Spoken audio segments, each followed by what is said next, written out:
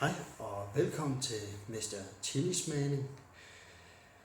I dagens anledning, der springer vi ud i Chili Claus chips, som man umiddelbart kan købe ved Fakta.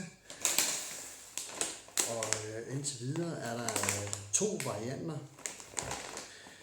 Den variant, jeg har købt, det er extra crispy grove chips med Trinidad Scorpion Butch. Ja. Jeg ved ikke om det er Butch T, det skulle udtales, men og den skulle have en vindstyrke på 8. Ja. Jeg synes faktisk, at vi bare skulle springe ud i det. Jeg glæder mig til at prøve den her.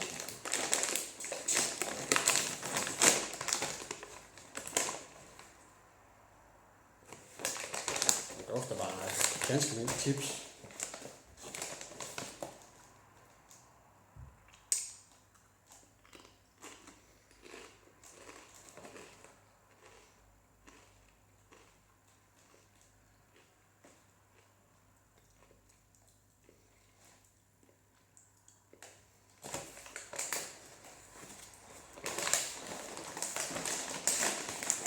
Altså,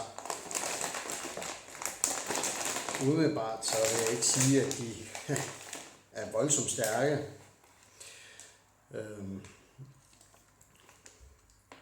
Endnu i hvert fald.